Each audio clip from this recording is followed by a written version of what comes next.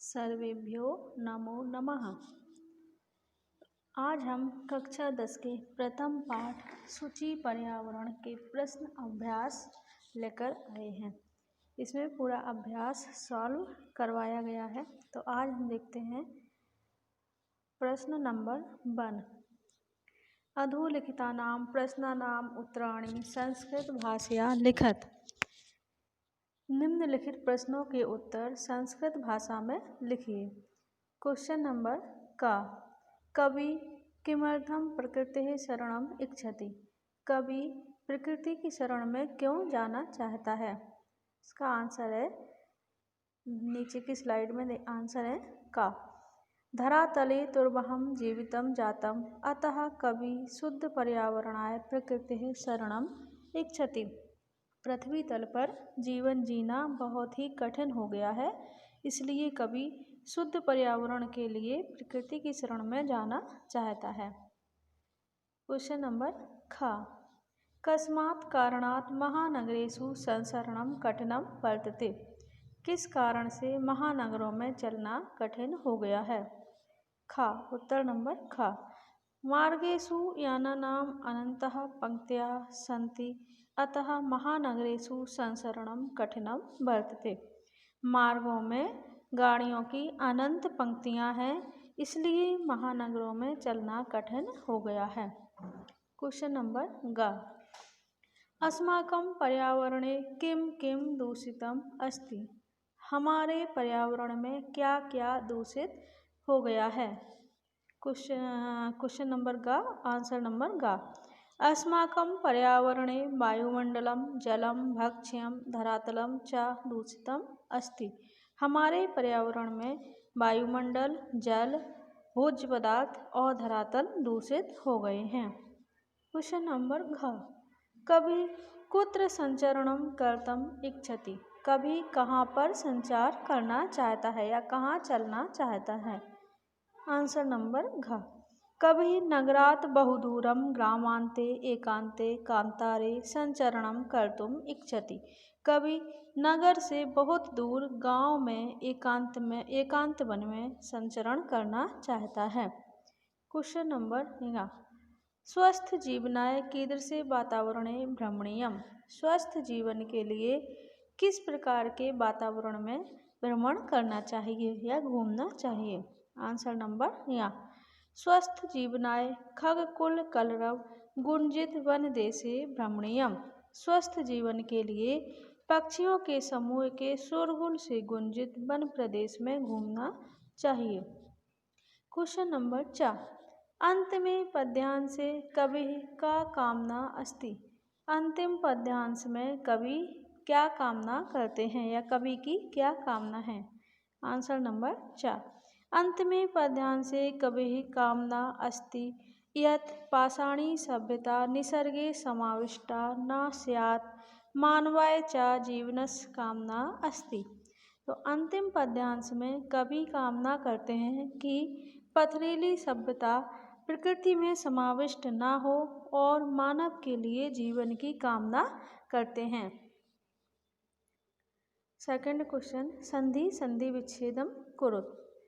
प्रकृति प्लस एव प्रकृतिरेव स्यात् प्लस न प्लस एव स्यान्नेव हि प्लस अनंता ह्यनन्तः वही प्लस अंतः प्लस जगति वह अंतर्जगति अस्मात् प्लस नगरात् अस्मान् नगरात् सम प्लस चरणम संचरणम धूमम प्लस मुंचति धूमम मुंचति। Question number 3। अधोलिखितानाम् अव्ययपदानां सहायतया रिक्त स्थानानि पूरयत। इसमें का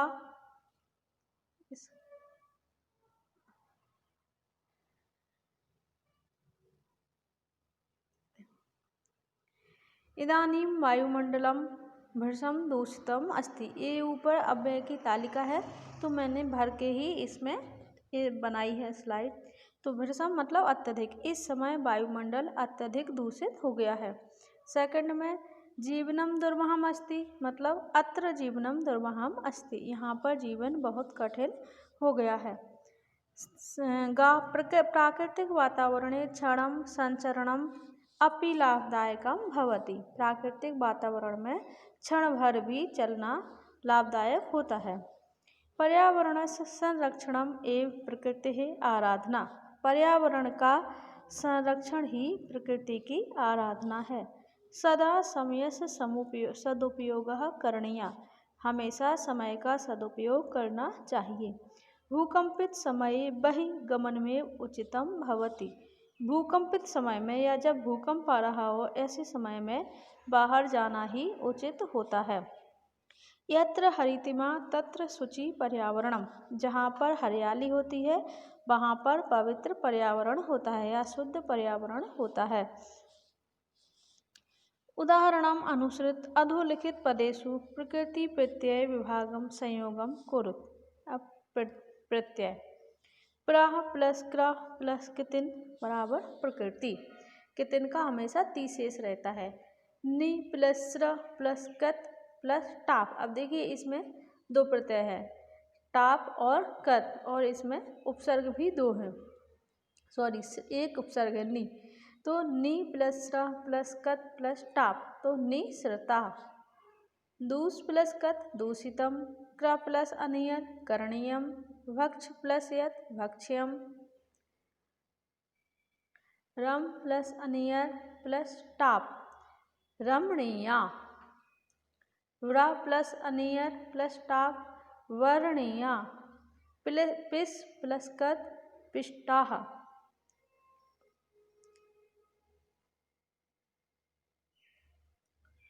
अधोलिखितानां पदानां पर्यायपदम लिखत।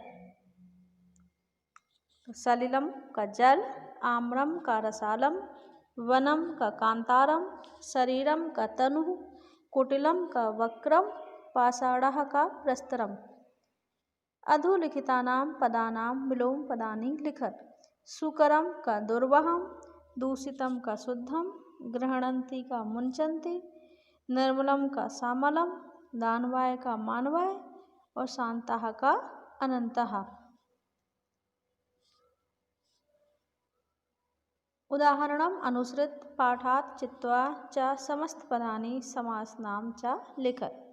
तो मलिन सहितम मतलब सामलम अव्ययीभाव समास है।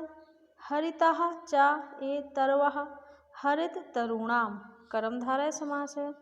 ललितः च याः लतः ललित लतानाम कर्मधारय समास है। नवा मालिका नव मालिका कर्मधारय समास है।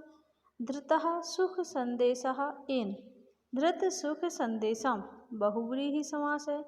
कज्जलम एव मलिनम कज्जल मलिनम कर्मधारय समास है। दुर्दान्तः दशनहि दुर्दांत दशनहि कर्मधारय समास।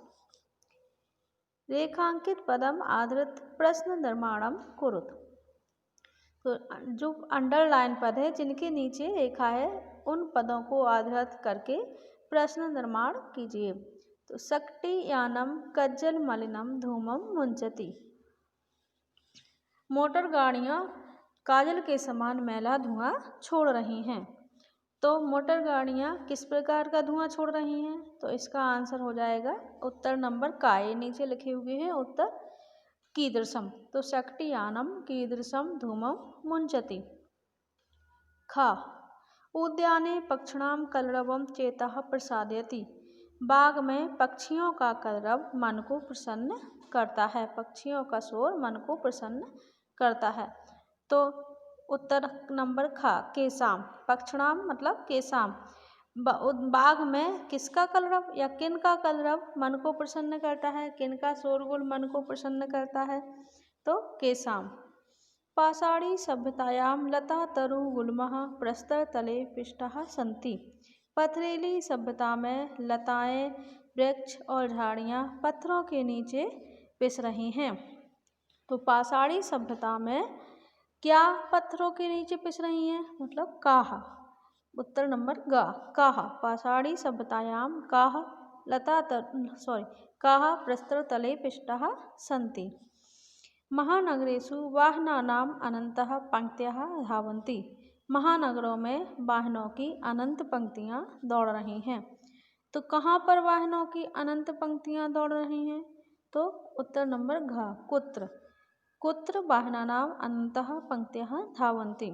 प्रकृत्याः सन्निधौ वास्तविकं सुखम विद्यते। प्रकृति के सानिध्य में ही वास्तविक सुख विद्यमान होता है। तो कस्याः, उत्तर नंबर ङ, कस्याः।